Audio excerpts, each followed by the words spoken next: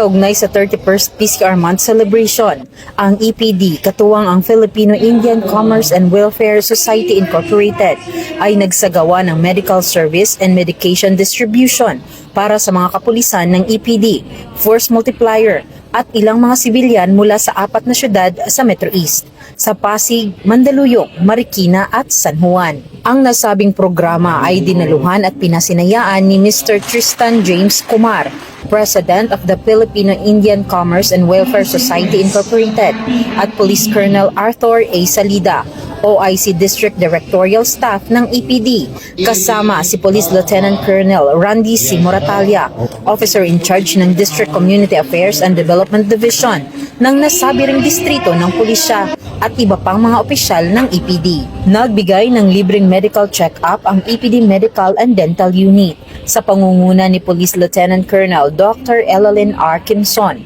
at namigay ng mga libreng gamot na handog ng Filipino-Indian Commerce and Welfare Society Incorporated. Ang PNP, malapit po talaga kami doon. Since bata pa ako, madami na ako nakakasamang kapulisan. PNP po kasi ang frontliners natin. Tuwing may problema, nandyan sila.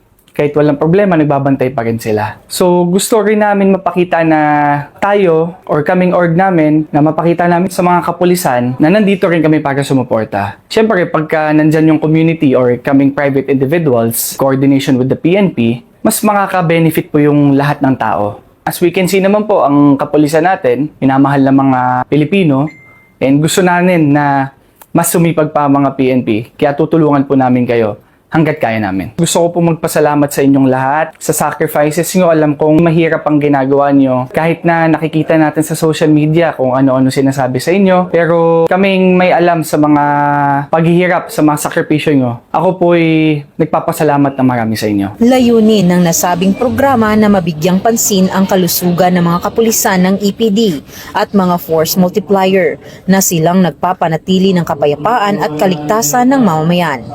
Ito rin ay pagpapalakas ng isang mas malusog, mas matatag na puwersa ng kapulisan habang pinapalaganap ang diwa ng kooperasyon at pakikilahok ng komunidad. Nagpapasalamat kami sa organisasyon na to kasi nagbibigay sila ng tulong, malaking tulong din sa amin. Salamat po sa Indian family na nagbibigay sila ng suporta sa ating kapulisan. Ang matagumpay na pagsasagawa ng aktibidad na ito ay nagpapakita ng walang patid na dedikasyon ng Eastern Police District sa pagpapalakas ng relasyon ng pulisya at komunidad sa tulong ng mga stakeholders nito na nagbibigay ng walang sawang suporta sa EPD sa pamamagitan ng makabuluhang pakikipagtulungan at mga inisyatiba sa serbisyo publiko. Mula dito sa Eastern Police District, ako po inyong Police News Network Correspondent, Patrolwoman Jenny Dolor Mabayaw, alagad ng batas, tagataguyod ng Balitang Pulis.